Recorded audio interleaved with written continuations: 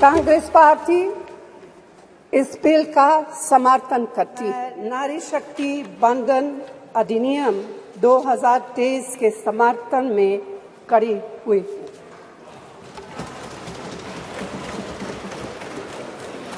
धुएं से भरी हुई रसोई से लेकर रोशनी से जगमगाती हुई स्टेडियम तक भारत की स्त्री का सफर बहुत लंबा है, लेकिन आखिरकार उसने मंजिल को छू लिया है। उसने जन्म दिया, उसने परिवार चलाया, उसने पुरुषों के बीच तेज दौड़ लगाई और असीम धीरज के साथ अक्सर खुद को हारते हुए लेकिन आखिरी बाजी में जीतते हुए देखा। भारत की स्त्री के हृदय में महासागर जैसा धीरज है।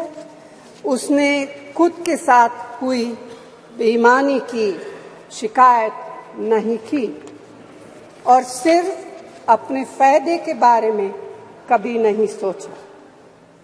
उसने नदियों की तरह सबकी भलाई के लिए काम किया है और मुश्किल वक्त में हिमालय की तरह अडिग रही।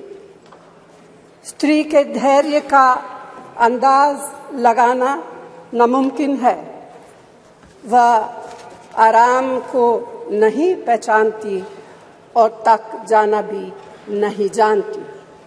हमारे महान देश की माँ है स्त्री, लेकिन स्त्री ने हमें सिर्फ जन्म ही नहीं दिया है, अपने आंसुओं खून पसीने सींचकर हमें अपने बारे में सोचने लायक, बुद्धिमान और शक्तिशाली भी बनाया है। अध्यक्ष महोदय, स्त्री का मेहनत, स्त्री का गरिमा और स्त्री के त्याग की पहचान करके ही हम लोग मनुष्यता की परीक्षा में पास हो सकते हैं। आज़ादी की लड़ाई और नए भारत के निर्माण के हर मोर्चे पर स्त्री पुरुष के साथ कंधे से कंधा मिलाकर लड़ी है। वह उम्मीदों, आकांक्षाओं, तकलीफों और घर गृहस्थी के बोझ के नीचे नहीं दबी।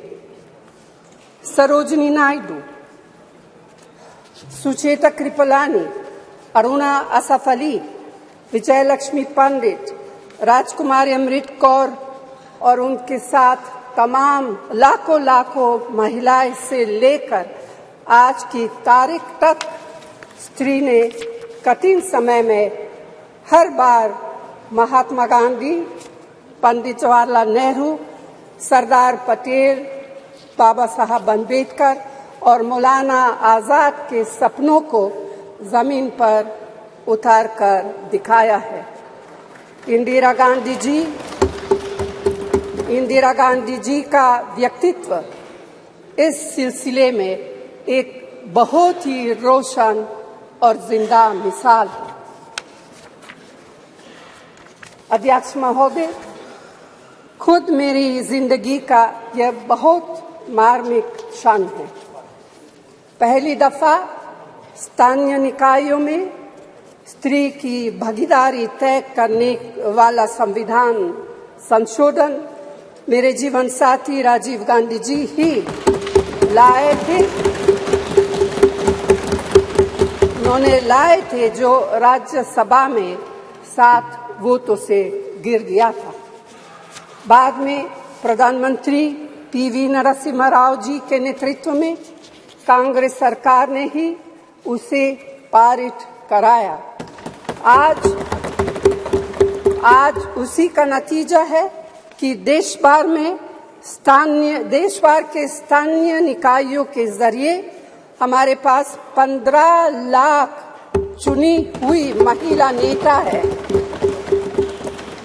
राजीव गांधी जी का सपना अभी तक आधा ही पूरा हुआ है, इस बिल के पारित होने के साथ ही वह पूरा होगा।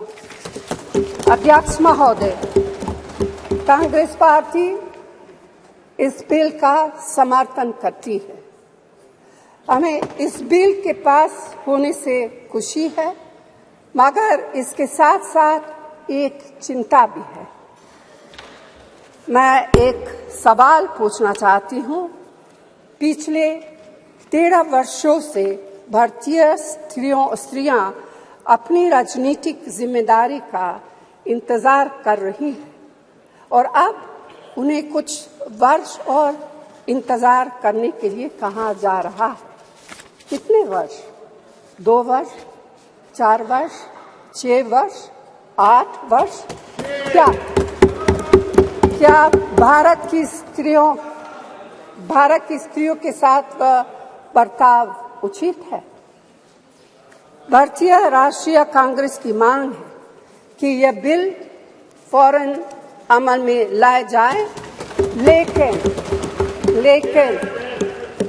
लेकिन इसके साथ ही कास्ट सेंसस कराकर शेड्यूल ट्राइब, ओबीसीज की महिलाओं के आरक्षण की व्यवस्था की भी जाए। सरकार को इसे साकार करने के लिए भी जो कदम उठाने की जरूरत है वह उठाने ही चाहिए। अध्यक्ष महोदय, स्त्रियों के योगदान की स्वीकार करने और उसके प्रति आभार व्यक्त करना का यह सबसे उचित समय। इस बिल को लागू करने में और देरी करना भारत की स्त्रियों के साथ घोर नाइंसाफी है। भारतीय राष्ट्रीय कांग्रेस की तरफ से मैं आपके द्वारा सरकार से मांग करती हूं कि नारी शक्ति बंधन अधिनियम 2023 को उसके रास्ते की सारी रुकावटों को दूर करते हुए जल्दी से जल्दी लागू किया जाए। ऐसा करना न सिर्फ जरूरी है बल्कि संभव भी है। धन्यवाद।